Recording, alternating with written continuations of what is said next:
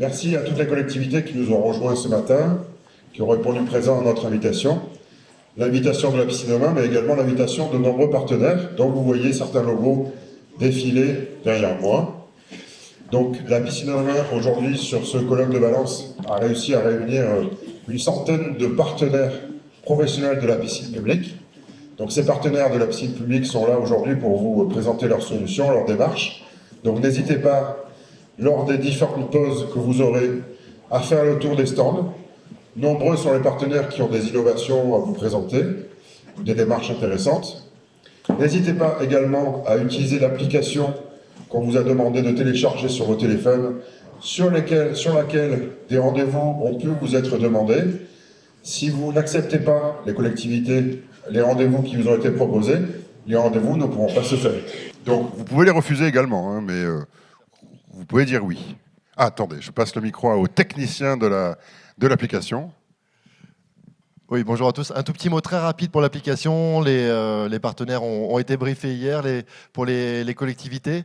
On vous invite vraiment à télécharger l'application et si vous avez reçu les demandes de rendez-vous, donc c'est toujours mieux de les accepter, mais si vraiment vous n'êtes pas intéressé, pensez à les refuser puisque ça libère les places là-bas sur le salon des rendez-vous pour que le créneau ne soit pas complet. Et si vous avez besoin, n'hésitez pas à nous faire un petit signe. Donc je continue à parler un petit peu de nos partenaires. Donc chères collectivités, donc la piscine aux mains regroupe, comme je vous le disais, une centaine de partenaires. Toute la chaîne de valeur des projets des piscines publiques, que ce soit des projets neufs ou des réhabilitations ou des optimisations techniques, énergétiques ou des optimisations de fonctionnement ou d'attractivité, sont représentées. Nous avons donc des AMO programmistes qui sont là pour vous accompagner au début de vos projets et voilà, construire un premier cahier des charges qui va lui-même être pris en compte par une équipe de maîtrise d'œuvre qui est représentée donc par des architectes, dont nous avons pas mal de représentants ici aujourd'hui.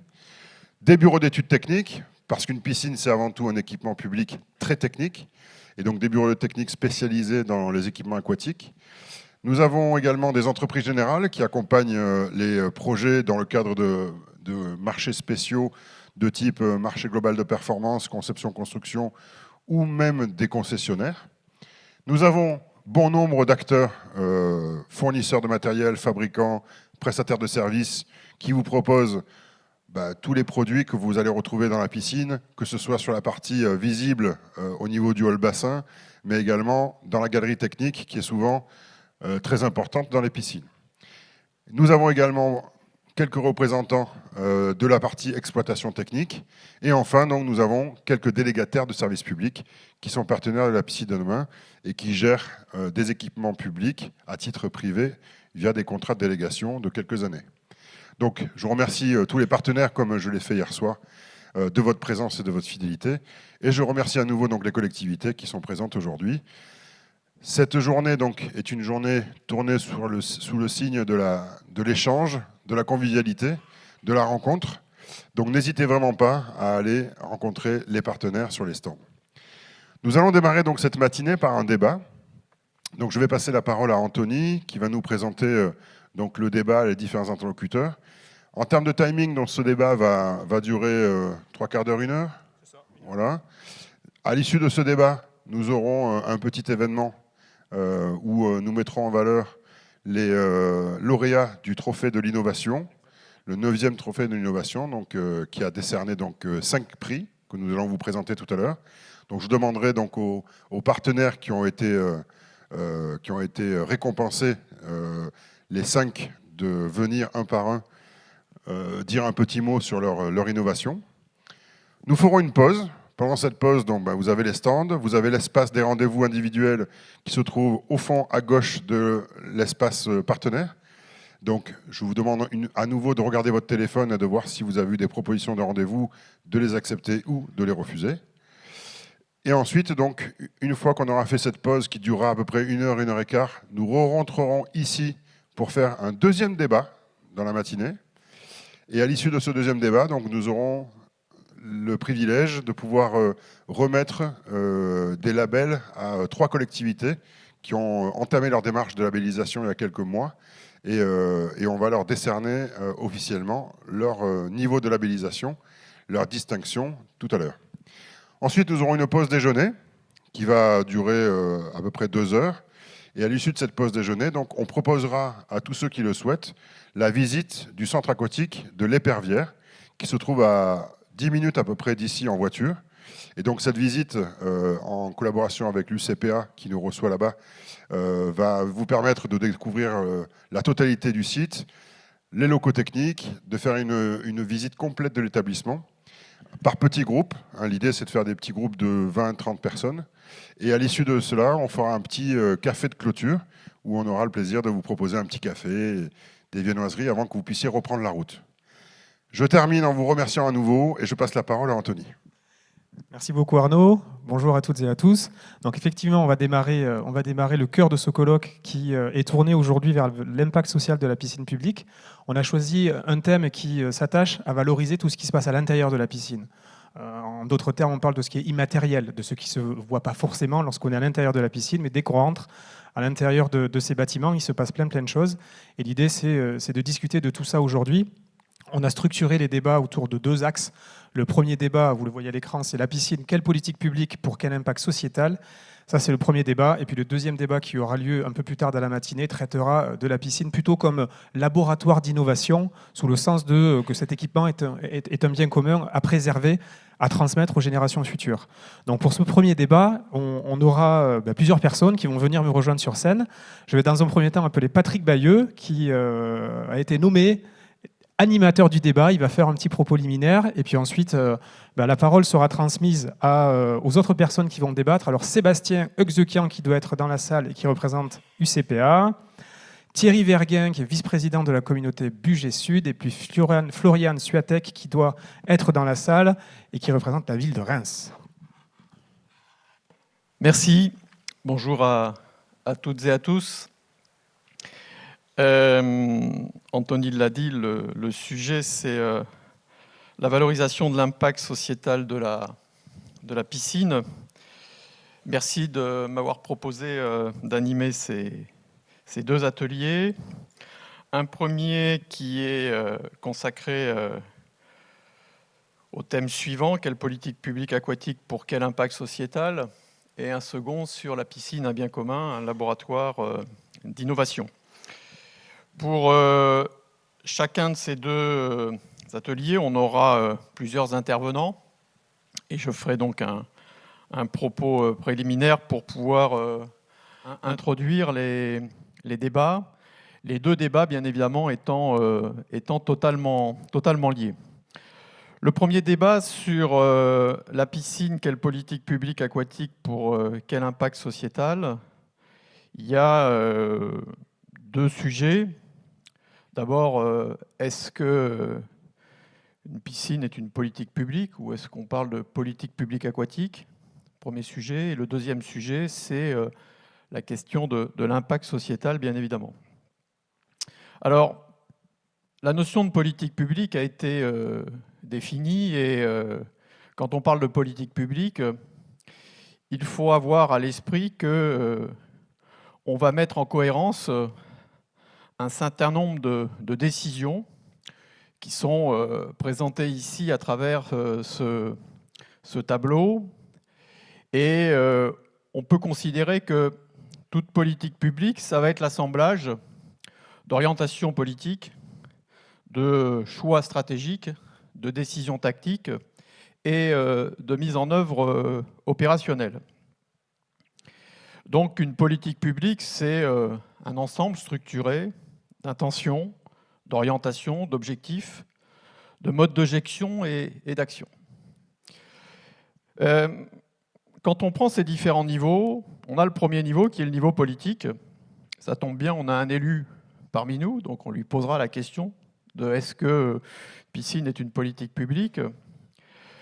Le niveau politique, il est essentiel, puisque c'est lui qui va permettre de répondre à la question pourquoi on développe des politiques publiques, vers où on va, quel est le sens, quelle est la finalité, quelle est la vision de la place de la piscine dans une politique publique. Et cette décision, elle est politique et elle appartient aux élus. Et là, quand vous regardez, le niveau politique, c'est une une décision qui est exclusivement politique. On a un deuxième niveau qui consiste à définir une stratégie. Une stratégie, c'est définir des objectifs, définir des programmes. Et ce niveau est un niveau de partage entre les élus et l'administration. Et la stratégie se négocie au regard des décisions politiques qui ont été définies. Et donc ça tombe bien puisque autour de la table, on a une responsable des piscines qui nous parlera de la stratégie qui a été mise en place dans sa collectivité par rapport à des grandes orientations politiques. Le troisième niveau, c'est le niveau tactique. La tactique, c'est quoi? C'est décider comment on va faire. Et là, on est sur la thématique des modes de gestion. Est-ce que je fais gestion directe? Est-ce que je fais avec? Ou est-ce que je fais faire? C'est assez simple, hein, les modes de gestion. C'est faire, faire avec, faire faire. Et donc, on s'interrogera sur la question du mode de gestion, et ça tombe bien. On a aussi, parmi nos intervenants, un délégataire avec un représentant de l'UCPA. Et puis, bien évidemment, au sein de tout ça, il y a un certain nombre de choix d'action à mettre en place, de choix techniques, de choix technologiques. Et ça tombe bien, puisqu'on a aussi quelqu'un qui nous présentera des solutions techniques et architecturales. Donc voilà ce qu'est une politique publique. Une politique publique, c'est bien évidemment un ensemble structuré. Ce n'est pas d'un côté des orientations politiques, de l'autre côté des actions. Et lorsqu'on aura l'ensemble de ces éléments, on pourra dire qu'on est en présence d'une politique publique. Donc, est-ce qu'une politique aquatique est une politique publique? Oui, bien sûr, ça doit l'être. Et une fois qu'on a défini ça, on pourra construire en parallèle un certain nombre d'indicateurs. Deuxième élément, par rapport à l'impact, la piscine est sans doute l'équipement le plus intéressant des politiques publiques à mon sens, puisque, vous le savez, il accueille tout le monde, mais surtout toutes les générations, toutes les catégories de population. On y reviendra lorsqu'on parlera de la question du bien commun. Mais la caractéristique d'une piscine, c'est d'être positionné à la fois sur des missions de service public administratif. Et là, vous voyez que à la gauche de l'écran, donc ici, on est plutôt sur des logiques éducatives, des logiques d'apprentissage, où on va parler du savoir nager, on va parler de l'école de natation. Et à l'opposé, on a aussi une piscine qui est positionnée sur une logique économique, puisque dans une piscine, on développe des activités individuelles, on développe des activités commerciales, on développe des activités autour du bien-être, de la santé. On met en place des saunas, des hammams. Parfois, on associe aussi des espaces de fitness. Donc là, on est plutôt sur une logique de loisirs. Et entre les deux, vous avez ce qui pourrait être positionné comme d'intérêt général, même si je ne l'ai pas fait figurer sur ce document, où vous retrouvez la natation codifiée, c'est-à-dire la pratique compétitive, et puis le sport santé, le sport sur ordonnance. Donc la caractéristique de la piscine publique, c'est d'être positionné finalement sur toutes ces finalités et d'aller générer l'ensemble de ces impacts. Et c'est ça qui en fait l'attrait, à mon sens, puisque on a des logiques derrière qui sont totalement différentes, puisque pour certaines activités, on est plutôt sur une logique de financement par les contribuables. De l'autre côté, on va être sur des logiques de financement par les clients, et entre les deux, on est sur les usagers, si on peut trouver une distinction significative entre ces trois termes. Voilà pour poser le débat à la fois de cette notion de politique publique, mais aussi de la question de l'impact. Donc ce que je vous propose maintenant, c'est de discuter de ces sujets. Alors vous connaissez les règles du jeu, on s'est eu au téléphone, on a échangé, on a un temps qui est court, donc on va essayer d'être assez court dans les différents échanges. Pour pouvoir traiter de ces différentes thématiques, donc, nous avons Thierry Verguin, qui est là-bas et qui est délégué communautaire en charge d'un centre nautique aquatique à la communauté de communes de Bugey Sud et qui est également maire. Nous avons Floriane Suatec, qui est chef des services des piscines patinoires centre équestre à la ville de Reims. Nous avons Sébastien Uxusian, qui est directeur national de l'exploitation à l'UCPA. Et enfin, on a Sylvain Bonneau, qui est directeur délégué du Sésame Group. Alors, première question, Thierry Verguin, pour vous, quelle est la finalité d'une politique aquatique et qu'est-ce que vous en attendez en termes d'impact? Et bien évidemment, c'est à l'élu que je m'adresse. Oui, bonjour à tous. Donc Thierry Verguin, je suis délégué communautaire en charge d'un centre nautique sur un territoire rural qui est Bugey Sud. Bugey Sud, pour vous situer, ceux qui ne sont pas de la région Auvergne-Rhône-Alpes, donc c'est la frontière avec la Savoie et puis l'Isère. Voilà, donc pour vous situer. Donc c'est tout en bas du département de l'Ain. Pourquoi je dis territoire rural? Parce qu'effectivement, il y a une grosse différence avec les grandes villes. Et un centre aquatique ou une piscine, puisque nous sommes en cours de réhabilitation d'une piscine, qui était une piscine qui a 44 ans, qui était la piscine de la ville de Bollay et qui est devenue communautaire. Donc aujourd'hui, les élus, on a cette question de se dire, on est globalement tous propriétaires ou on a une piscine qui a 40 ou 50 ans. Et la question, elle est, qu'est-ce qu'on fait? Est-ce qu'on réhabilite ou est-ce qu'on ferme définitivement la piscine parce qu'elle coûte cher, parce que voilà, les frais de fonctionnement, je ne vais pas vous l'apprendre, on entend tous ce mot-là. Mais fermer une piscine dans un milieu rural, c'est fermer un accès à ce qu'a dit M. Bayeux, donc un accès à tous, à toutes les générations. Donc on y va quand on est bébé, avec bébé nageur, et puis jusqu'au 3e âge, où on vient s'entretenir pour faire de la santé, en passant par les ados qui viennent faire un peu les fous, les ados qui veulent faire de la compète, et puis les gens qui veulent simplement nager pour s'entretenir au niveau physique. Donc, et puis il y a une prérogative de l'État qui est de dire il faut que nos enfants ils savent nager. On est encore sur nos plus de 1000 noyades annuelles, donc il faut bien que politiquement on fasse quelque chose. Donc elle est là, la question politique, c'est de se dire qu'est-ce qu'on fait avec cet établissement? Est-ce qu'on continue? Est-ce qu'on le réouvre? On le réhabilite et on le réouvre autrement, de façon à ce qu'il soit encore plus accueillant, il permette peut-être encore plus d'activités et d'accueillir finalement cette population de gens qui vont partager un équipement, qui vont vivre ensemble et qui vont y apprendre des règles de conduite. Voilà. Donc aujourd'hui, cette politique publique, elle est là. Elle est de se dire, il faut qu'on parte, si on décide de repartir sur un établissement, sur cette thématique du vivre ensemble et de fabriquer des gens qui sont, c'est pas moi qui l'ai dit, mais on le sait, qui vont devenir des citoyens et qui vont vraiment apprendre ce que c'est que le vivre ensemble.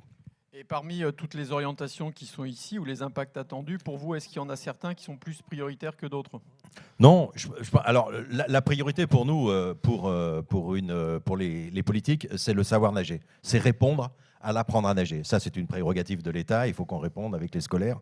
Mais parallèlement, il faut aussi que les clubs ils aient accès, il faut que les personnes lambda qui viennent y passer un moment de détente, ils aient aussi leur créneau. Mais tout ça dans un monde où tout est organisé et que tout le monde y trouve sa place. D'accord. Donc on doit être présent sur l'ensemble des finalités qui sont celles qui sont exprimées. Oui, je pense qu'aujourd'hui, alors, à part peut-être des équipements sur des agglomérations qui sont exclusivement réservées à la compétition, mais là, c'est autre chose. Nous, on parle sur une piscine d'un petit territoire qui est la seule pour 37 000 habitants. Alors, c'est vrai qu'après, on a la proximité des lacs. Et aujourd'hui, c'est aussi la question que se posent les politiques, c'est est-ce qu'on revient comme il y a une cinquantaine d'années, c'est-à-dire qu'en fait, on va se baigner dans la rivière, ou au contraire, on vient dans un établissement public. Parce que c'est aussi ça la question. Mais se dire, on continue à aller, on reprend l'habitude d'aller se baigner en rivière et en lac, sans savoir nager, c'est aussi porter atteinte et puis avoir encore plus de noyades. Aujourd'hui, votre piscine, elle est suffisamment dimensionnée pour permettre à l'ensemble des enfants d'apprendre à nager? Oui, parce que c'est une piscine qui avait une capacité d'une FMI de 400 personnes à peu près. Il manquait des activités. Donc effectivement, dans la réhabilitation, on va faire une extension pour les familles, surtout pour les petits, avec un splash pad, de façon à ce qu'il y ait une activité supplémentaire. On n'est pas parti sur le bien-être. Parce que On ne veut pas faire concurrence à des gens qui sont juste à côté de nous et qui ont des espaces de bien-être. Et puis, on n'est pas parti sur une piscine où on a un bassin extérieur, parce qu'aujourd'hui, c'est une piscine couverte et ça restera une piscine couverte, parce qu'on est entouré de grands lacs. Et l'été, je pense que c'est quand même bien plus agréable d'aller se baigner dans un lac que dans une piscine, Donc, même s'il y a un bassin extérieur. Des choix clairs et assumés alors. Merci. On reviendra vers vous après. Floriane, vous êtes responsable des piscines, notamment des piscines sur la ville de Reims. Alors, il y a plusieurs équipements sur Reims. Est-ce que l'ensemble des équipements sont identiques, sont équivalents? Comment vous arrivez à organiser la complémentarité en termes de politique publique à l'échelle d'un territoire comme Reims, qui présente en plus la caractéristique d'avoir des piscines gérées en gestion directe et une piscine aussi qui est en concession. Donc à la fois des piscines spécialisées, des piscines polyvalentes, des piscines publiques et des piscines en délégation de service public. Vous avez à peu près toutes les caractéristiques. Est-ce que vous pouvez nous exprimer les choix qui ont été faits et je crois savoir que vous avez mis en place un schéma directeur et nous dire où vous en êtes aussi. Oui, donc bonjour à tous. En effet, donc pour remettre un peu dans le contexte, donc Reims, ville de 180 000 habitants. En janvier 2023, il y a un schéma directeur des équipements sportifs qui a été annoncé de 130 millions d'euros, un peu plus même. 130 millions. Oui, 130 millions d'euros.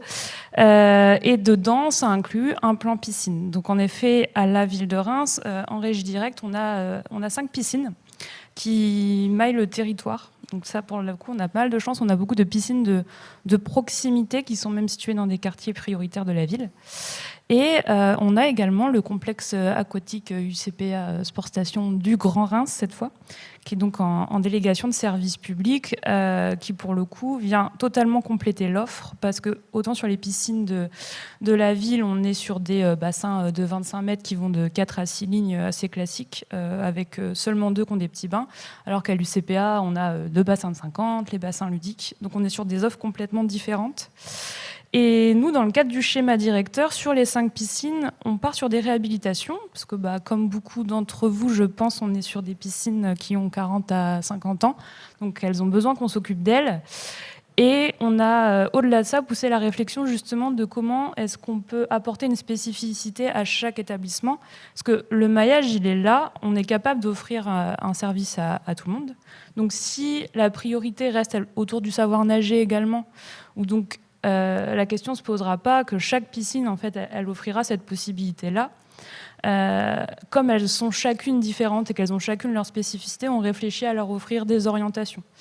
On a une piscine de centre-ville qui est la piscine Talleyrand, qui est la petite sœur de la piscine Molitor de Paris, qui clairement a son style art déco bien à elle.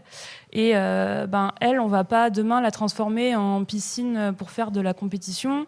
On va plutôt justement l'orienter sur, lui redonner un peu cet aspect art déco, la faire revivre, apporter cet aspect un petit peu culturel qu'on ne voit pas forcément beaucoup non plus dans les piscines, et que ça puisse être, pour les touristes qui viennent à Reims, un point de chute qui se visite comme un autre, mais en allant nager, et voilà, lui redonner un petit peu cet aspect bien-être et vraiment profiter de son cadre. Et puis, à l'inverse, sur les autres piscines, peut-être qu'on s'orientera plus sur la compétition, mais comme on a beaucoup de clubs à Reims et qu'on a envie un petit peu de contenter tout le monde parce qu'ils ont chacun des projets sportifs qui tiennent la route, c'est de se dire, en fonction des disciplines, il y a des spécificités qu'il faut prendre en compte. Par exemple ? On a la plongée. Oui. On a pas mal de plongées de clubs d'apnée, donc nécessairement, on ne peut pas réhabiliter une piscine, je pense à la piscine Tournesol, là qui est actuellement clairement pas adaptée avec ses petites profondeurs. Donc il faut y penser sur une de nos piscines, comment on fait pour les accueillir et que ça soit adapté pour eux. Au même titre que le water polo, il leur faut nécessairement une bonne hauteur sous plafond. Donc en fonction de la piscine qu'on va avoir, il y en a où on ne pourra pas les mettre, il y en a qui seront plus adaptés. Donc ça, c'est des choses auxquelles il faut penser au moment où on fait nos programmes. Du schéma directeur, oui. Alors vous en êtes où là dans le développement du schéma directeur ? Donc là, on a une piscine château d'eau qui est en cours qui est en travaux. donc, qui devrait, on espère à l'été 26, rouvrir ses portes. La piscine Talleyrand est en phase concours, donc d'ici la fin de l'année, on devra avoir de la visibilité. Et donc, dans 2 ans, on lancera une autre piscine, qui est la piscine Orgeval, qui est une petite piscine de quartier avec ses 4 lignes, donc, qui devrait être la prochaine. Donc une tous les 2 ans. Une tous les 2 ans. En Donc il y fait, en a pour c'est 10 ans, sur quoi. 10 ans. Tous les 2 ans, il y en a une qui ferme, il y en a une qui rouvre. Et pour l'instant, pas de problème de contracture budgétaire. On va y réfléchir. On allonge les délais, quoi. On allonge les délais. Ouais, c'est En ça. fait, là, sur les deux premières sont bien lancées, donc la question se pose pas trop. Et là, on va commencer du coup à bien réfléchir à nos budgets qui forcément se serrent un peu. Mais l'idée, c'est pas de stopper la réhabilitation des piscines, c'est juste de prendre un peu plus de temps si nécessaire pour les faire. Le fait d'avoir un autre équipement sur le territoire qui est géré en délégation de... Enfin, c'est une concession d'ailleurs. Est-ce que c'est une complémentarité naturelle? Comment vous faites pour pas les concurrencer? Est-ce que finalement chacun a trouvé son public? On n'est pas sur la même offre parce que sur la partie déjà bien-être, on n'a pas les espaces que propose la Sport Station UCPA Reims, ça c'est sûr. Et pour le coup, avec les bassins de 50 mètres, ils sont aussi sur un accueil vraiment très sportif. Que nous, c'est pareil, on n'a pas la capacité de faire. Et au-delà de ça, pour nous, c'est vraiment une offre complémentaire parce que pour pouvoir vraiment développer le savoir nager, on utilise le maximum de créneaux possibles parce qu'il y a les scolaires qu'on accueille et nos maîtres nageurs encadrent une école de natation. Et donc, pour pouvoir vraiment mobiliser ces créneaux-là chez nous, l'UCPA, elle vient en complémentarité pour accueillir le grand public. D'accord. Ok, donc une complémentarité. Alors justement, l'UCPA est juste à côté. Sébastien, vous êtes directeur national d'exploitation à l'UCPA. Alors au-delà de l'exemple de Reims, est-ce qu'aujourd'hui c'est facile pour un concessionnaire ou délégataire de répondre à des contraintes de service public? Alors on voit bien que sur des contrats de 5 ans, ça peut s'ajuster. Qu'en est-il sur des contrats longs de type concession, par exemple sur Reims? Est-ce qu'aujourd'hui, vous êtes en mesure de penser le service public de la piscine dans 20 ans? Alors, il y aura certainement toujours le savoir nager, mais c'est quand même quelque chose d'assez compliqué. Comment vous intégrez ces problématiques dans vos réflexions, dans vos modèles, puisque vous et certains autres se positionnent sur des montages concessifs qui sont des montages par définition assez longs. Et puis j'aimerais aussi que vous puissiez parler des montages que vous avez testés, qui sont à mon sens un peu innovants, qui sont ce que j'appelle des montages inversés. C'est des montages privés-publics. Il y a des montages dans lesquels vous avez porté des projets, notamment de construction de piscines, avec d'initiatives privées. Et dans ces montages, la collectivité va venir finalement acheter un certain nombre de créneaux pour les scolaires et pour les clubs pour pouvoir garantir le modèle économique. Donc là, on est vraiment sur une inversion du modèle. On a le modèle public-public, on a eu le modèle public-privé avec les montages concessifs, et là, on commence à voir apparaître des modèles privé-public, et vous avez déjà engagé un certain nombre d'opérations. Voilà, alors peut-être 3 questions. La première, c'est comment aujourd'hui garantir une mission de service public sur des contrats de long terme? Deuxième question, comment vous voyez évoluer le marché à moyen et long terme? Et la troisième question, est-ce que vous pensez que ces montages inversés peuvent être une solution, notamment à la crise économique? Bonjour à tous. Donc, je vais commencer quand même par présenter rapidement l'UCPA. Donc, Rapide. On est un opérateur particulier puisqu'on est associatif, reconnu d'utilité publique et économie sociale et solidaire, et on est surtout guidé par un projet. C'est ça qui nous intéresse, c'est de mettre le sport au cœur du projet. On dit que le métier de l'UCPA, c'est d'être éducateur sportif et que tout le reste, c'est des moyens pour développer l'activité sportive. C'est vraiment le cœur du projet, je voulais le redire. Et ça s'inscrit parfaitement dans le cadre de politiques sportives publiques, notamment en ce qui concerne les centres aquatiques. Moi, je voulais redire un mot sur les strates. Effectivement, ce qu'on aime en tant qu'opérateur, mais je peux parler, il me semble, pour tous les opérateurs qui font ce métier, c'est avoir un projet politique fort. Il y a, selon les territoires, selon les besoins des territoires, un enjeu politique, un besoin, et qui sont différents selon les territoires. Quand il y a effectivement un centre aquatique pour un territoire, on va dire, de 100, 150 000, 200 000 habitants, il faut répondre à toutes les attentes, tous les besoins. Il y a toujours ce besoin prioritaire du savoir nager. L'apprentissage de la natation à l'école, c'est obligatoire depuis les années 70 et c'est très bien que ça le soit et à mon avis, ça le restera longtemps. Il y a un enjeu de santé publique par rapport aux noyades. Voilà, c'est un enjeu éducatif. Donc, c'est toujours prioritaire. Et puis, il y a le reste. On répond à tout type de public, tous les âges, tous les niveaux de pratique. Il y a du mouvement sportif, les clubs, les scolaires, etc., le loisir, l'accès à l'eau, se rafraîchir aussi, avec des problématiques de chaleur qu'on connaît de plus en plus dans les territoires. Donc voilà. Et puis, dans certaines agglomérations, on peut mettre en place de la complémentarité entre les équipements. On en parlait avec l'agglomération de Reims. Vous verrez aussi cet après-midi avec l'UCPA Aqua Stadium de Valence, l'Épervière que vous visiterez, que cet équipement, il vient s'inscrire en complémentarité d'autres centres aquatiques. Il y a eu un vrai plan piscine ici sur l'agglomération Valence-Roman, avec des équipements qui sont fléchés plutôt club, plutôt scolaire, plutôt loisirs. Et le centre de l'Épervière est un centre aqualudique, vous verrez, avec un bassin nordique et aussi beaucoup de toboggans qui vient complémenter l'offre aquatique de l'agglomération. Donc nous, ce qu'on aime, voilà, c'est quand il y a un vrai projet politique, on tâche de répondre au mieux aux attentes, aux axes forts qui nous sont fléchés par les élus, et ensuite, avec le service public qui est délégué, qui nous est confié, on tend à le réaliser de la meilleure manière possible en répondant à ces enjeux. Donc, pour répondre à votre première question sur les contrats longs, ce qui est pas très compliqué pour nous, c'est que dans les contrats de concession, même s'ils sont longs, les montages financiers, l'accueil des scolaires ou pas, l'axe plutôt orienté grand public, il est défini dans le contrat. Donc une fois que le contrat est établi, négocié, qu'il est fléché par les ambitions politiques, nous on s'emploie à le déployer.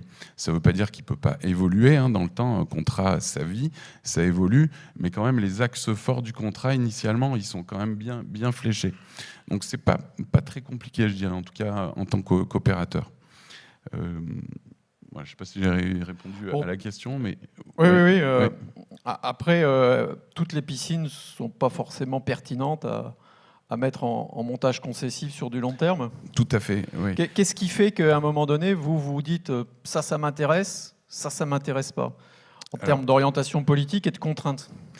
Nous, ce qui nous intéresse, c'est le projet. Comme je vous ai dit, on est guidé par le projet associatif UCPA, le sport avant tout, et on est aussi attaché à travailler avec des collectivités qui ont des projets politiques forts en termes de politique sportive aquatique.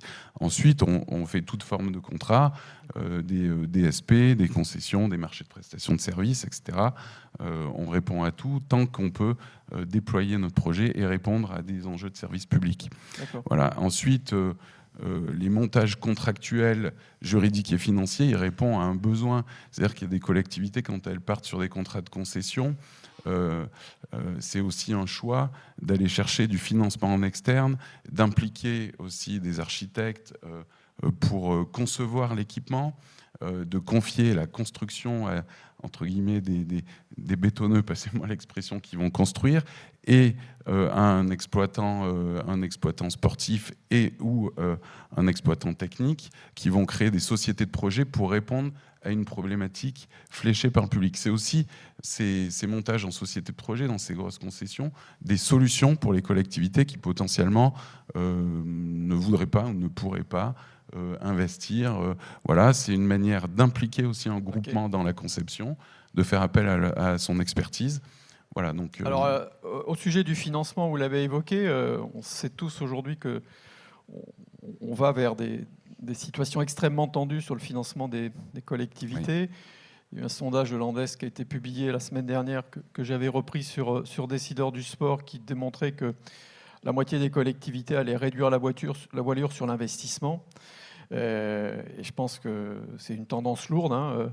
Est-ce que le montage concessif peut être une solution ?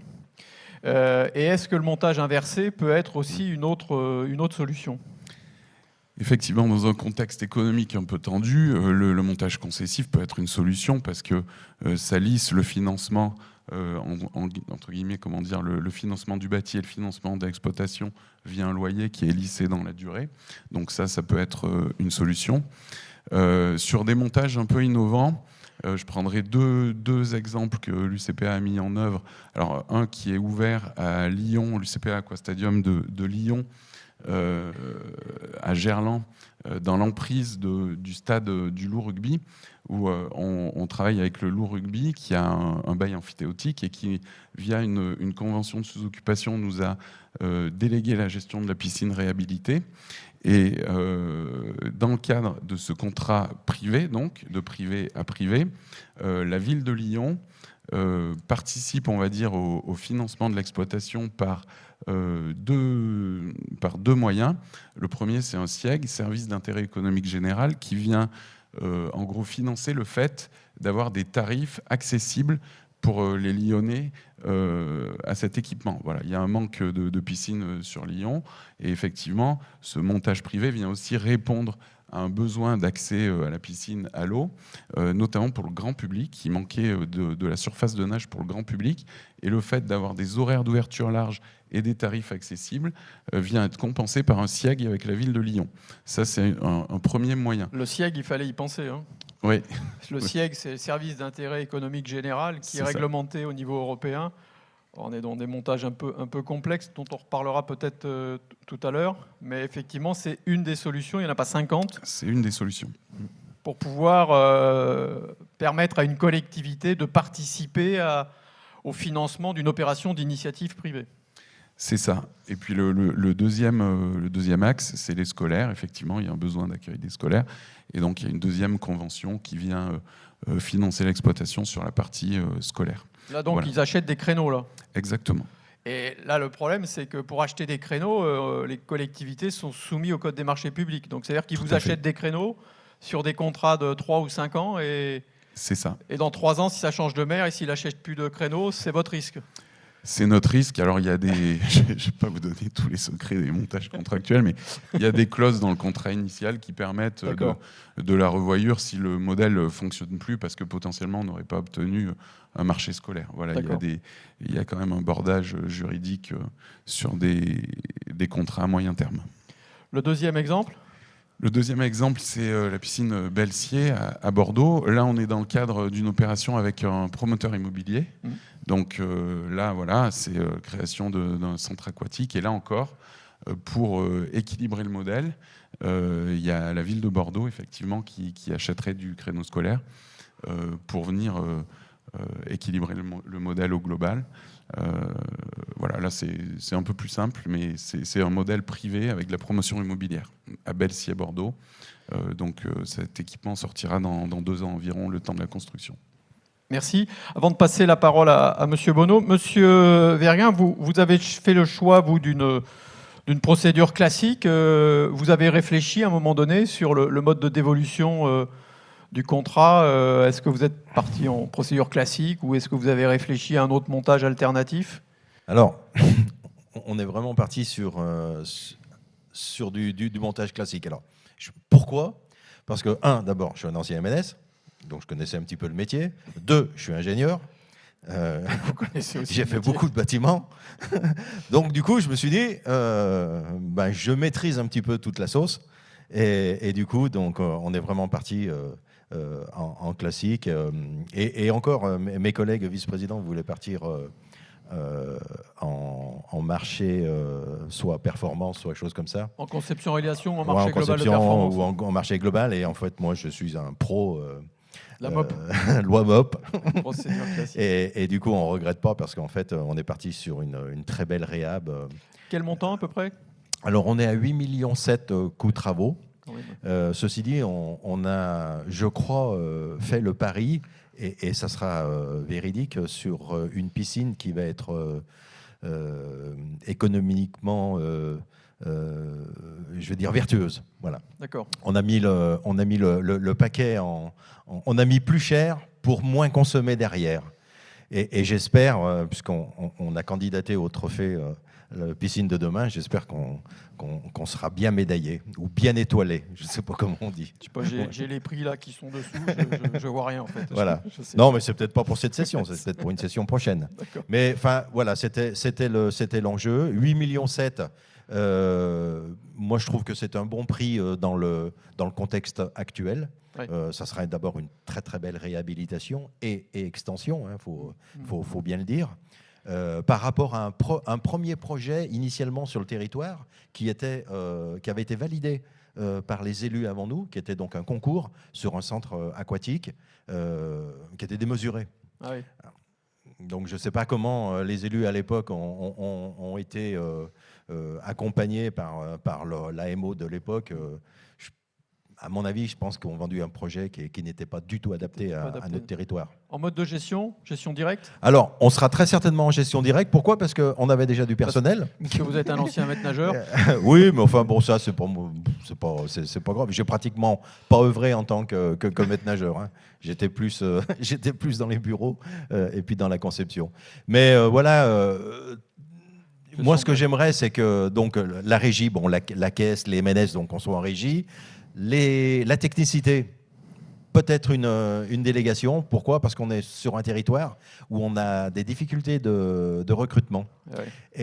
Et moi, si je me lance dans le recrutement d'un électrotech, d'un électromécanicien, d'un électro-truc, je ne suis pas sûr d'avoir du personnel. Donc, il y a des gens sur la région Rhône-Alpes et pas loin de nous, à Lyon ou à Chambéry, qui savent très bien faire ça.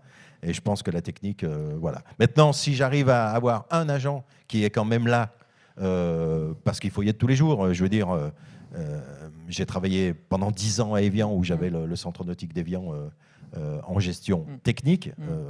Oui, il faut vraiment y être à 100%. Quoi. Okay. Voilà. Même si aujourd'hui, on a des reportings, on a des logiciels qui nous disent tout en temps réel, il faut quand même être là.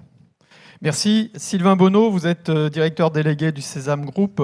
Vous proposez des solutions a priori moins chères que des constructions classiques et vous proposez aussi une alternative avec des baignades aménagées en eau douce, en rivière. En quoi ces équipements sont, selon vous, de nature à faciliter la mise en place de politiques publiques pour les collectivités? Est-ce que c'est parce que vous êtes moins cher, vous êtes multi-activités, facile de mise en œuvre, rapide? Alors, merci, bonjour à tous. En fait, je dirais que nous, on arrive un petit peu en bout de chaîne.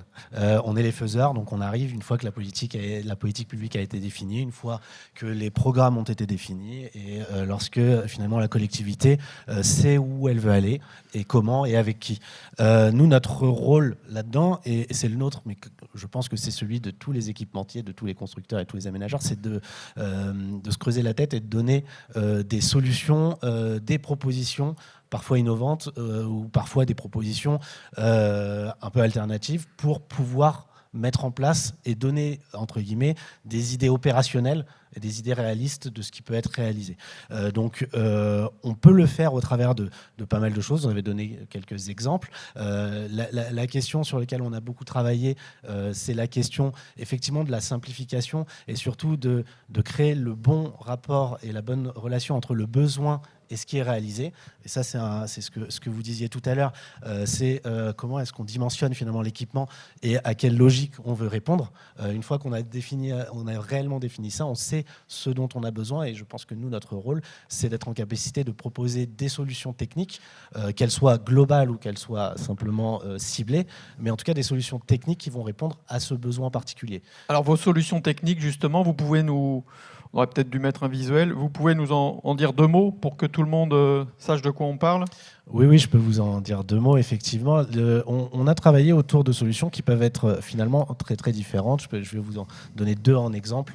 Un exemple, on va dire, qui va être un peu traditionnel sur de la piscine, qui répond à un usage essentiel de bassin d'apprentissage, de bassin de nage, la petite zone de splash pad dont vous parliez. C'est un projet qu'on a appelé l'Aquadome. Et ce projet-là, il doit répondre finalement à un besoin plutôt autour de besoins de collectivités en milieu rural, qui vont aller chercher finalement la logique éducative, le savoir nager, la logique potentiellement club, avec un club qui va pouvoir s'entraîner toute l'année. Mais surtout, on a essayé de travailler sur un projet comme celui-ci autour d'un équipement qui pourrait avoir 2 vies finalement. Une vie d'été, et pour ça on s'est inspiré de ce qui a été fait depuis des années, c'est-à-dire les piscines d'été. Et en fait on a conçu un équipement avec la capacité de découvrir sur le long terme, de découvrir finalement toute la halle bassin pendant la période estivale. Et c'est quoi la technologie ? Alors la technologie, c'est la technologie des dômes, donc des couvertures textiles gonflables. Textile gonflable. Et en fait, on vient faire une association entre de la construction traditionnelle ou de la construction bois pour tous les locaux secs, et la halle bassin est intégrée sous ce dôme. L'intérêt, c'est que l'été, on peut l'ouvrir, donner finalement une vie de base de loisirs pour accueillir les fortes fréquentations, parce qu'on peut investir le terrain qui est autour, travailler sur des zones de jeux d'eau et surtout faire des économies parce qu'il n'y a plus de traitement d'air. Et donc, du coup, d'un coup, on se retrouve avec des économies substantielles pendant 3 à 4 mois dans l'année. Et la période, entre guillemets, scolaire, là, on retrouve un équipement tout à fait capable d'accueillir de la natation, d'accueillir des clubs et d'accueillir la natation la pratique familiale autour de la piscine. Donc, voilà un exemple sur lequel je pense que ça peut répondre à certains besoins sans surdimensionner l'équipement, sans le sous-dimensionner non plus, et donc de permettre de répondre quand même à plusieurs logiques avec un seul équipement. D'accord. Mais au final, il sort moins cher que des équipements traditionnels, ou on peut arriver finalement au même prix parce que si je comprends bien, vous avez un bassin d'apprentissage qui est couvert, et ensuite vous avez un bassin extérieur que vous découvrez, c'est ça ? Alors en fait, on a carrément fait le choix un peu plus radical de tout couvrir-découvrir. D'accord. Donc on a vraiment une piscine qui peut avoir cette double facette en été, qui devient une piscine totalement ouverte. Et c'est pour ça que je prenais un peu l'exemple de la base de loisirs finalement, parce que d'un coup ça devient cet espace-là. Et grâce à ça, effectivement, on arrive à aller chercher des efforts d'investissement qui sont vraiment moindres. Et à titre indicatif, alors le bassin, il fait combien de mètres carrés ? Le bassin, c'est un bassin de nage traditionnel en 10-25. 25, 4 lignes d'eau. Et vous sortez la piscine à quel coût, à titre indicatif ? Alors avec un programme de ce type-là, donc bassin d'apprentissage, bassin de nage et splash pad, on arrive à peu près en coût de travaux entre 5,5 millions et 6 millions en réalisation. Ok, très bien. Vous avez parlé un autre exemple ? Alors on a un autre exemple justement qui illustre cette fois-ci l'utilisation, on va dire, des ressources du territoire. Vous parliez tout à l'heure de la piscine et de la raison pour laquelle vous aviez travaillé autour d'une piscine, finalement, que vous avez voulu dimensionner en tenant compte du fait que vous avez beaucoup de lacs autour. On a parlé aussi des rivières, de la capacité d'aller se baigner dans ce type d'espace. Donc nous, on a travaillé aussi sur cette capacité on n'invente pas la baignade naturelle. La baignade naturelle, elle existe depuis bien longtemps. Mais on a travaillé autour de comment est-ce que techniquement on va améliorer le confort, la capacité d'usage. Donc on a travaillé autour d'un système, on va immerger des bassins dans des zones définies de baignade naturelle. Ça peut être des rivières ou ça peut être des plans d'eau naturels ou artificiels. Et on va immerger un bassin pour recréer finalement un espace sécurisé, parce qu'on va recréer un fond et des parois.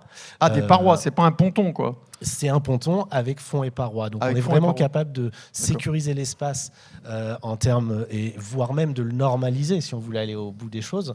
Et en parallèle, on a un dispositif de filtration qui permet d'améliorer la qualité de l'eau autour de 2 choses. On est sur de la baignade naturelle, donc on va chercher à rendre l'eau plus transparente. Donc on va s'attaquer à la turbidité de l'eau, et on va aller chercher à s'attaquer à certaines bactéries qu'on connaît dans les milieux naturels, entérocoque et Escherichia coli, et pour permettre d'améliorer la baignabilité de l'eau et d'augmenter finalement la période où on peut exploiter ce type de site.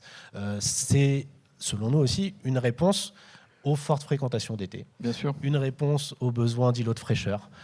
Et surtout, l'idée est d'utiliser au maximum les ressources du territoire. Si j'ai des plans d'eau, autant les utiliser en complément de ma piscine traditionnelle qui, elle, va être sur du savoir nager, sur du club, sur tout un tas de pratiques qu'on ne peut pas réaliser dans les baignades naturelles. D'accord. Donc, et quand vous installez ce type d'équipement, à côté, vous avez le bloc vestiaire. Et donc, on peut imaginer que ça réponde à une finalité éducative du savoir nager avec une ouverture, enfin, ça dépend des régions. Hein. Alors, exactement. Mais septembre, octobre. Là, la question, elle est vraiment Sur la géographique. température de l'eau. C'est-à-dire que, bien sûr, l'idée, c'est que ça reste une solution totalement naturelle. On n'a pas d'impact sur l'eau. On utilise l'eau du milieu naturel et on rejette dans le milieu naturel parce qu'évidemment, il n'y a pas de produits chimiques dans tout ça. Mais du coup, en fait, on va être plutôt sur des périodes, effectivement, de mai à septembre, selon les régions, selon les territoires. On peut imaginer des usages jusqu'à du scolaire, mais sur des temps très réduits en fin d'année, en complément. Pour nous, tout ça sont des solutions complémentaires les unes des autres, avec pour objectif de cocher les cases de ces logiques dont on a parlé tout à l'heure. D'accord. Ok. À Reims, il n'y a pas de baignade dans le canal? Ou des baignades sauvages? Non, il n'y en a pas. C'est pas prévu? Non, c'est pas prévu. Bien, merci. Aujourd'hui, on parle beaucoup de problèmes d'énergie. Vous l'avez dit, hein, on met beaucoup d'argent pour finalement dépenser moins après. Alors, les fluides dans une piscine, c'est... alors, avant la crise de l'énergie, c'était 18-20%. Là, on est sur du 20-25%. Après, on peut mettre des millions et des millions, mais de toute façon, on ne diminuera pas beaucoup plus, quoi, hein. On reviendra peut-être à 18, mais on ne fera jamais de miracle. Alors, c'est un enjeu, mais comment c'est appréhendé dans vos collectivités? Est-ce que tout est fait pour arriver à une piscine la plus vertueuse possible? Ou est-ce que finalement on se dit, à un moment donné, on va toucher les limites du système et il faut accepter le fait que la piscine, c'est un coût social et que c'est un choix politique. Et on a beau être vertueux, au final, ça coûtera toujours autant, en sachant que, là encore, hein, c'est 20%. Les principales charges d'une piscine, ce sont les personnels, autour de 50-55%. Il ne faut pas se tromper de combat non plus, quoi. Qu'est-ce que vous en pensez? Oui, alors effectivement, vous avez raison. Il y a un moment où de toute façon, il faudra dépenser, hein, parce qu'il y aura beau mettre effectivement tous les moyens, le coût, il sera quand même ici. Mais je crois qu'il faut vraiment faire pour nous les politiques, et puis pour que les gens comprennent pourquoi on fait ces dépenses et pourquoi ça vaut le coup encore de faire ces équipements. C'est parce que, on l'a dit tout à l'heure, c'est toute génération. C'est le seul équipement où il y a toute génération, hein. Dans un gymnase, il y a rarement du bébé qui vient faire de l'escalade ou des choses comme ça.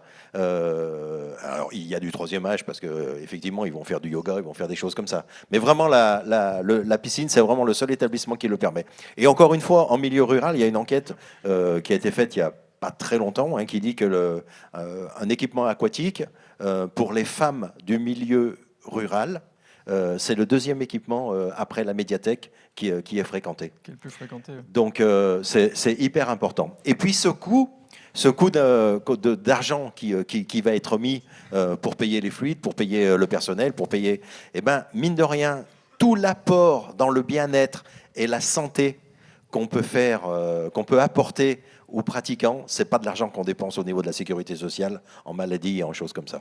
Ok. Sylvain, le projet que vous conduisez en termes d'impact sur les charges d'énergie, avec votre système de couvrabilité partielle de la piscine, ça a un impact de l'ordre de combien? Alors, l'impact sur lequel nous on a travaillé, il est essentiellement le fait d'enlever finalement toute une partie de la consommation. C'est-à-dire qu'il y a deux solutions, hein, pour limiter les consommations. C'est soit on a des innovations techniques, il y en a beaucoup. Il faut les intégrer dans les équipements pour soit pour la création de chaleur, donc en récupération de chaleur, soit pour limiter les consommations d'eau aujourd'hui. Le deuxième impact, c'est aussi le choix finalement de conception sur lesquels on travaille. Donc là, sur cet exemple-là, on est vraiment sur un choix de conception qui consiste à dire qu'à partir du moment où on enlève la partie couverte, on enlève finalement une charge extrêmement importante pendant une durée. Donc aujourd'hui, sur un projet comme ça, si on découvre pendant 4 mois, on sait qu'aujourd'hui, ce qui génère le plus de charges en termes de consommation énergétique, c'est le chauffage de l'air de la halle bassin.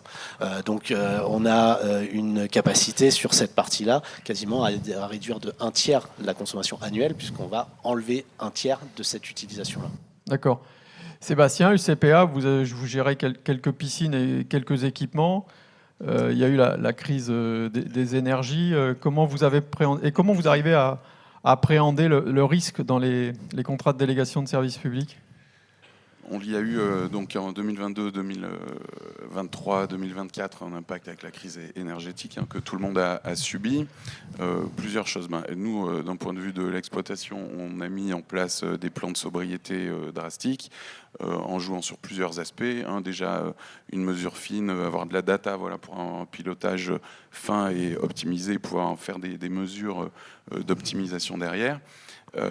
En pilotage, il y a beaucoup d'innovations techniques, technologiques dans les piscines. Aujourd'hui, il y a beaucoup de stands qui le démontrent. Et puis voilà. Puis ça nous a demandé aussi d'avoir un petit peu d'ingénierie financière et juridique, parce qu'avec les collectivités avec lesquelles on travaille, il y a pu avoir des réflexions sur de l'investissement partagé ou pas. Je veux dire, une reprise de la VNC d'un investissement à la fin d'un contrat, par exemple, si on estimait que ça valait le coup d'investir dans une solution en calculant les retours sur investissement, etc. Voilà, il y a eu toutes ces actions qui nous ont permis d'avoir des optimisations de consommation sur les fluides. Voilà, on a pu optimiser par exemple le chauffage d'environ 10% et l'électricité d'environ 15 à 20% selon les cas de figure. D'accord, c'est à peu près les ratios. Donc c'est à peu près les ratios suite au plan de sobriété 2-3 ans après. D'accord. Donc ça nous a challengé opérationnellement et on a mis en place tout un tas d'actions pour aller chercher ça.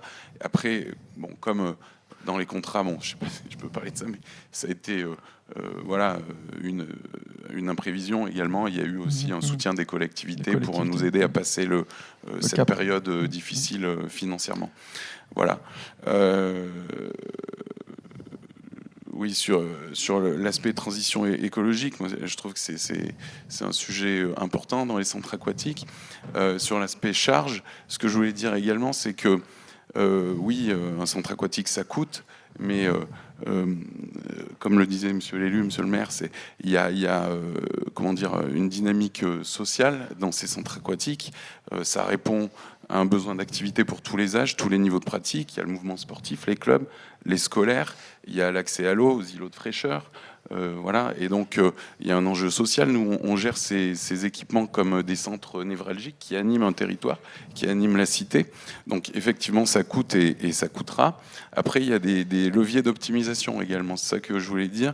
Il peut être adjoint aux équipements aquatiques d'autres équipements sportifs qui viennent optimiser, bonifier le modèle. Bon, il y a du fitness, il y a des espaces, il y a des espaces raquettes, il y a des patinoires potentiellement, qui coûtent aussi en termes de subventions. Mais voilà, on peut travailler sur la restauration, sur des modèles, des activités qui viennent optimiser le budget, optimiser le modèle. Et puis, ce qu'on voit de plus en plus dans les contrats, c'est des collectivités qui nous disent OK, on se concentre sur le cœur de la mission de service public, les scolaires, l'accès au grand public à un tarif raisonnable. Par contre, n'hésitez pas sur des activités plus commerciales à aller vers des tarifs un petit peu déplafonnés quand on est sur de l'aquabike, de l'aquaboxing, du fitness, etc., qu'on sort potentiellement du champ du service public. Ça, on le voit de plus en plus arriver dans les contrats pour répondre à des contraintes budgétaires des collectivités, c'est certain. Voilà. Merci. Floriane, juste pour terminer, est-ce que les piscines rénovées coûteront moins cher ? Est-ce que vous allez vous respecter le décret tertiaire, j'imagine, et déjà c'est compliqué ? J'allais y venir justement, c'est tout l'enjeu des réhabilitations aussi, et de toute façon, je pense que, il y a l'enjeu économique qui fait qu'on y va, mais de toute façon, il y a le décret tertiaire qui nous contraint également à y aller. Voilà. Donc, et nécessairement, quand il y a réhabilitation, il y a tout cet enjeu-là qui est pris en compte, et on fait tout pour améliorer ce qui est des perditions thermiques, économie d'énergie sur le traitement de l'air, le chauffage de l'eau, etc. Très bien, merci. Merci beaucoup. Merci à toutes et à tous d'avoir participé à ce débat. Bonjour Nicolas. Une question, parce que moi je vois la clé de répartition loisirs, ludiques et apprentissage. Et en tant que gestionnaire d'équipements publics en régie, je me pose toujours la question, est-ce que c'est au service public de garder ce qui coûte de l'argent et de donner aux délégataires ce qui rapporte de l'argent? Bah, ça, c'est pas une question, c'est une provocation.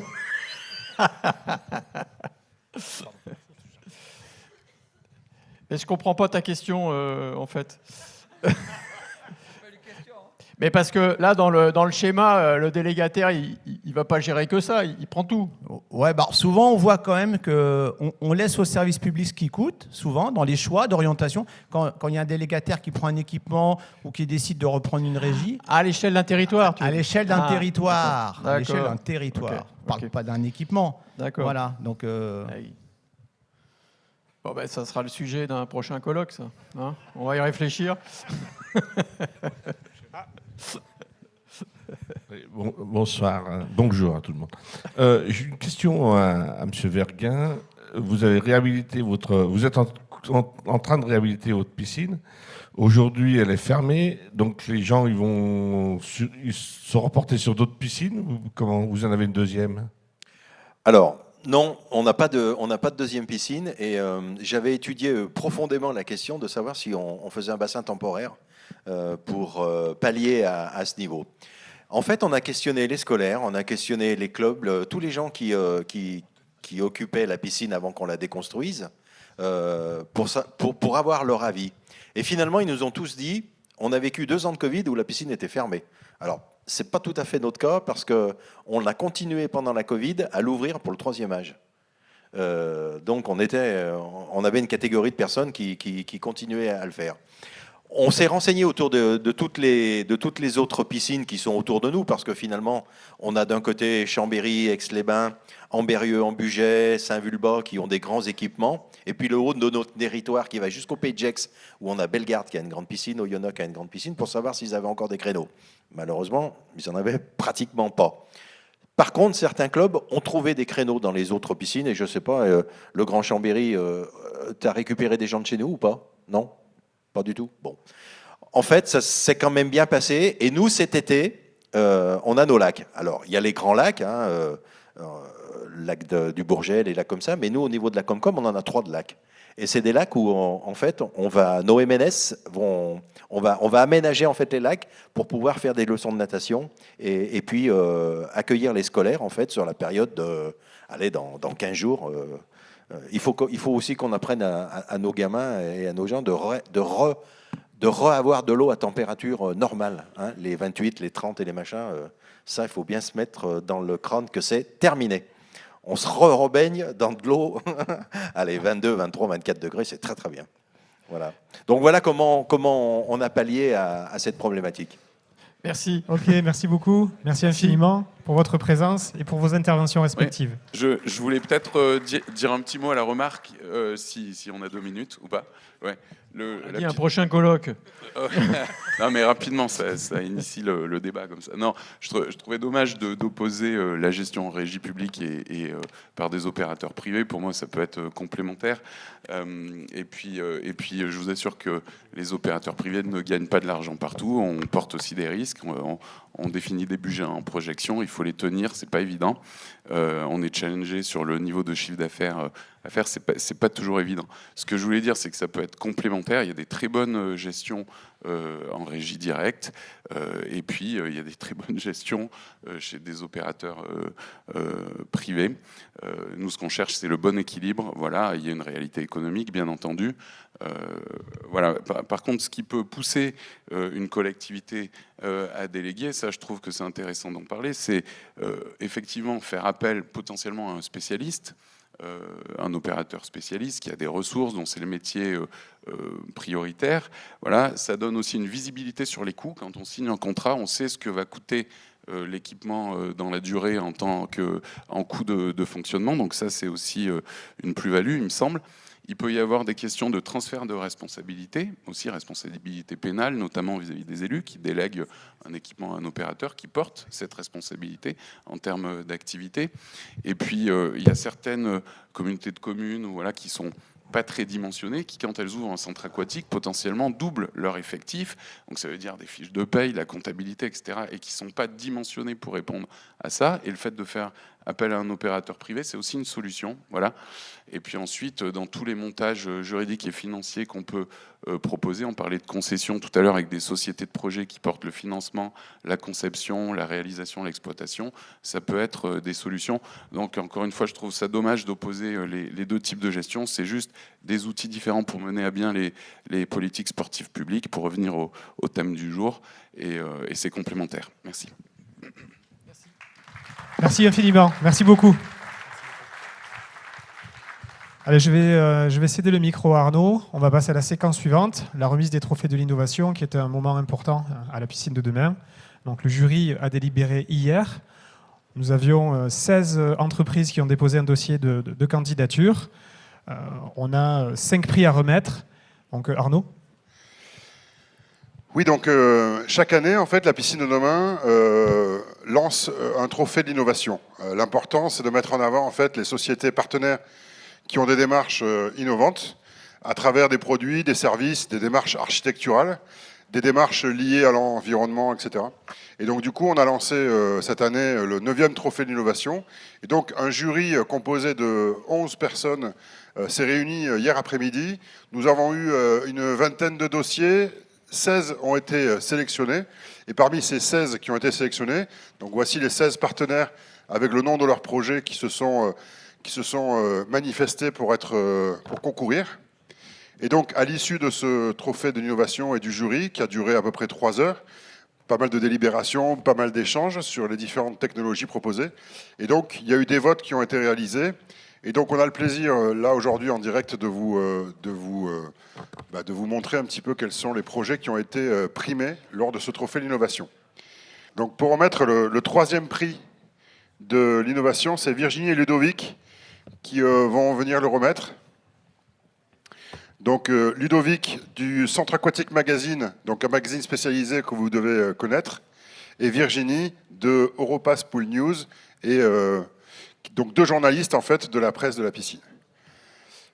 Donc, Ludovic et Virginie, vous allez avoir le plaisir de remettre donc le 3e prix du domaine trophée d'innovation 2025 de la piscine de demain à la société Sésame Group. Donc Sésame, est-ce que vous êtes là ?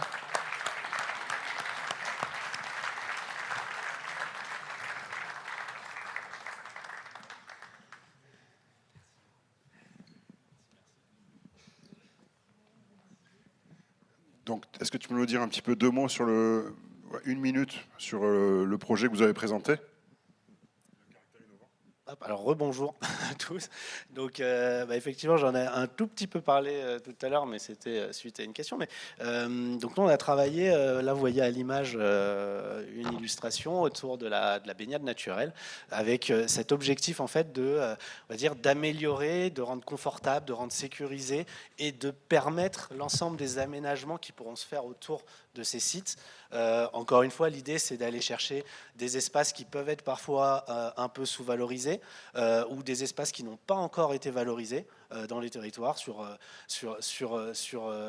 entre guillemets, les opportunités dont bénéficient les collectivités et de créer cet espace autour finalement d'un système de pontons, de bassins immergés, d'un dispositif de filtration qui, lui, relève d'un brevet qui a été développé avec une société qui s'appelle Holistic, donc un dispositif de filtration assez unique sur des eaux naturelles. Et donc de permettre finalement, grâce à ces espaces de baignade naturelle, d'utiliser sur la période estivale finalement des zones de villégiature, des zones où on va pouvoir aller se baigner, voire nager. Simplement pour finir, vous dire que c'est un sujet qui forcément et d'actualité, puisque vous avez tous suivi bien sûr les Jeux, bien sûr la Seine. Il y a énormément de zones de baignade qui sont en train de s'aménager. Aujourd'hui, il y a beaucoup de baignades qui s'aménagent autour de la Marne également, qui ont été annoncées. Il y a pas mal de baignades qui s'aménagent sur des bassins artificiels, sur des bassins naturels. Donc voilà, c'est quelque chose qui se développe fortement. Et nous, on est très heureux de pouvoir accompagner cette dynamique-là et très heureux aujourd'hui de Félicitations. être récompensé. Merci.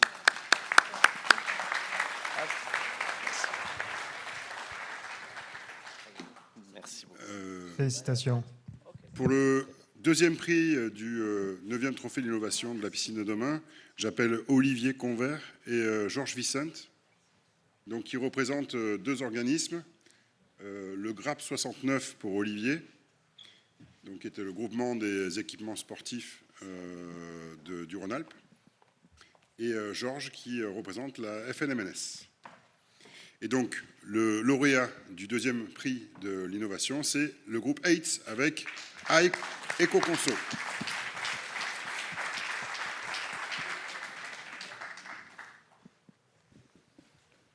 Félicitations.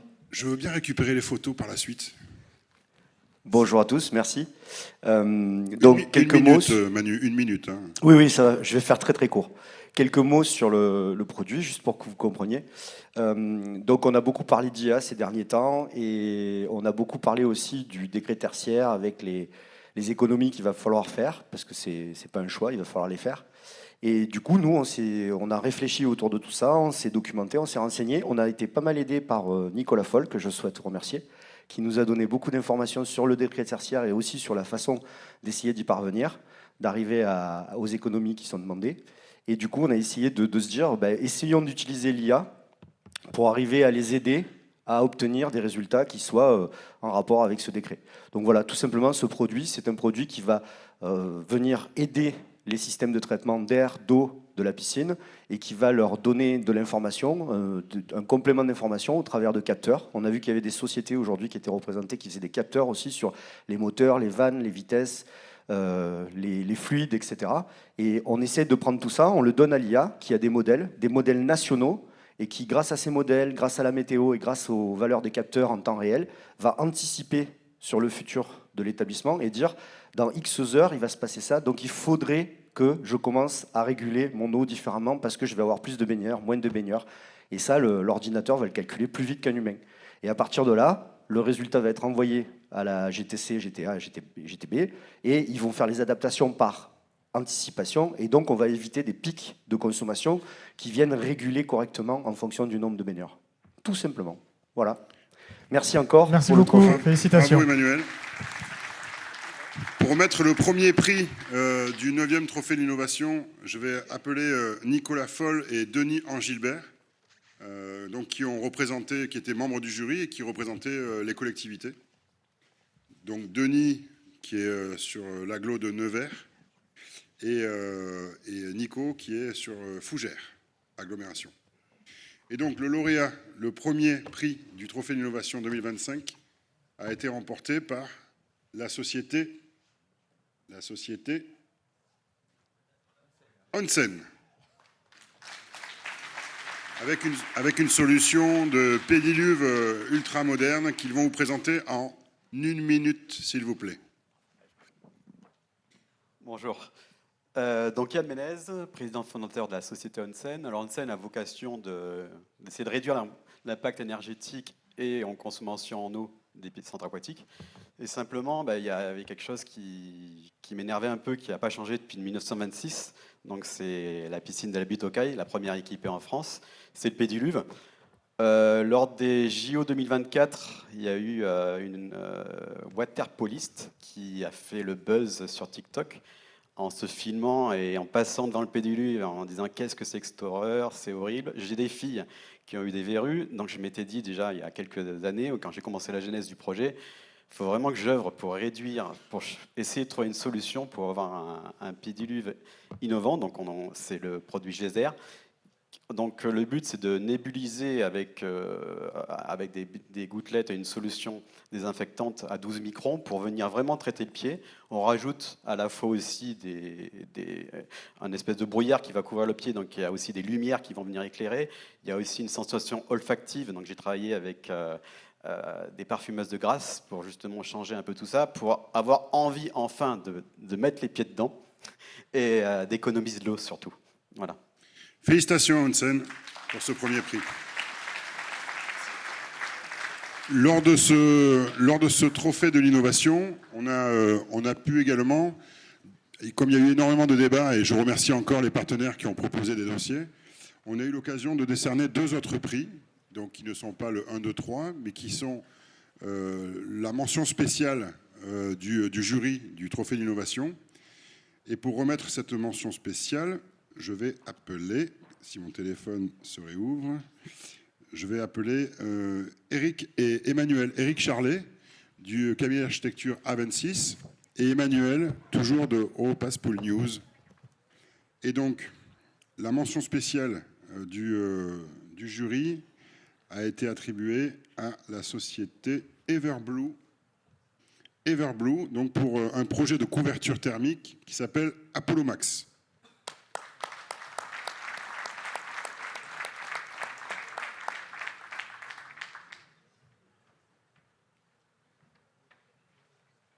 Bravo.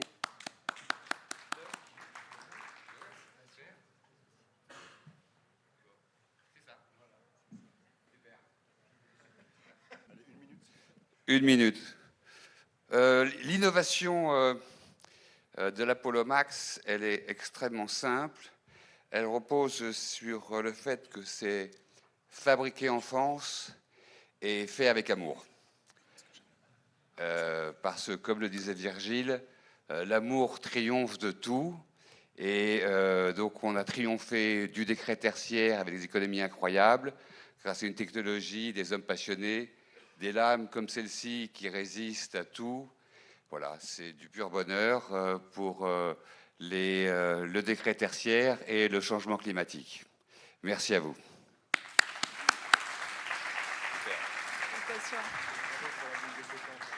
Et enfin, pareil, à l'issue des différents débats que nous avons eus au sein du jury, nous avons souhaité adresser une mention spéciale, un coup de cœur, donc le coup de cœur du jury du Trophée d'innovation de la piscine Nomain 2025. Et nous avons choisi de l'attribuer à la société OS Game. Et donc j'appelle Mélanie pour recevoir ce prix. Donc c'est moi qui vais te le remettre, Mélanie. Donc félicitations. Si tu peux dire quelques mots de votre super produit tourné vers la pédagogie et l'apprentissage, ou en tout cas enlever l'appréhension de l'eau, etc. Mais tu en parleras mieux que moi. Bonjour à tous. Écoutez, merci au jury pour ce prix, qui est d'autant plus valorisant vu la qualité des participants.